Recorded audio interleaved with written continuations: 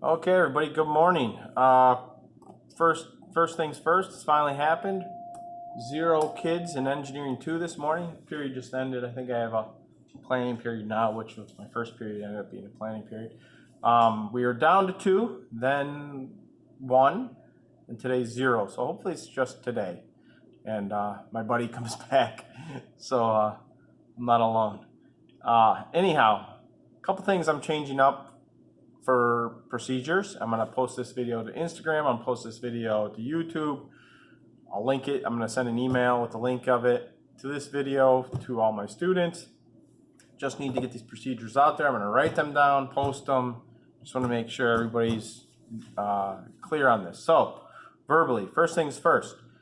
Basically, for both engineering and physics, everything you submit is going to be in MyCBA. The drop boxes worked well for individuals when I only had a handful of kids full remote. Now that that number is expanded due to quarantine measures, and it's temporary. A lot of the expanded numbers, right? Kid will be out a week, be back. A couple days, be back, and so. Rather than setting up with them with this Google Dropbox, where I'm just going to make it every assignment I put, any points I give on MyCBA will be submissions. And for quizzes in physics, I'm going to be moving to Google Forms digital quizzes with set windows of time to take them in. And I'm going to try to figure out days when I could do them at 12:30. Which is lunch for juniors and seniors. So I don't really have any days where I can do everybody at 12:30. So I'll have to figure that out, how I'm going to do that. I guess I could do it, eighth period. So C day and D days, I can do my quizzes in physics. But we'll see. Engineering classes, full remote students, you are going to be submitting your engineering notebooks every week to the classroom performance assignment every week.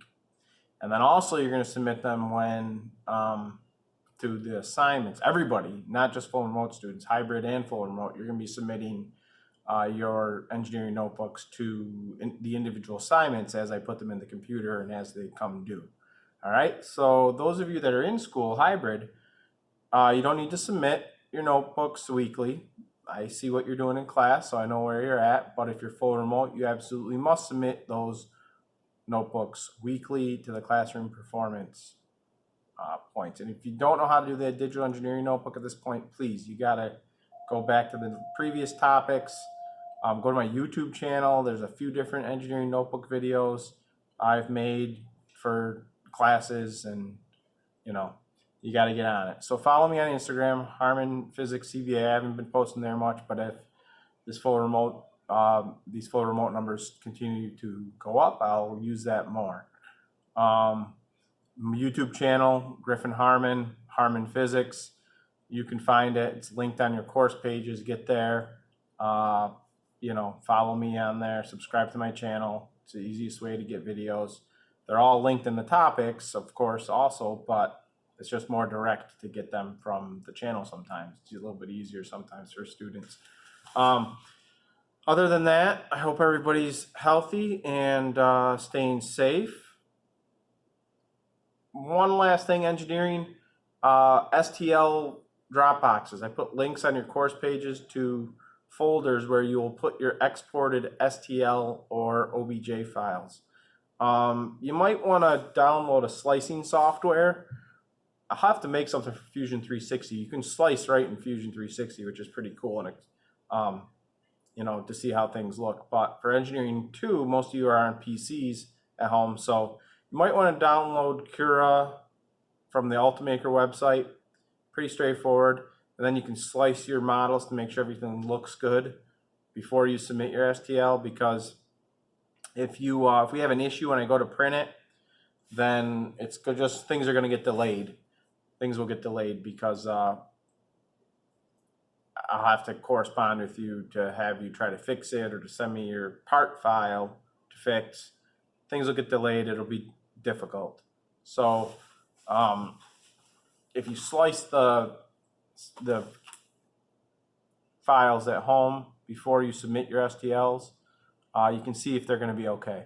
All right, so what you do there is you bring them into Cura, slice them. You don't even need to do any print settings, you just slice it and look at the preview and make sure everything looks good.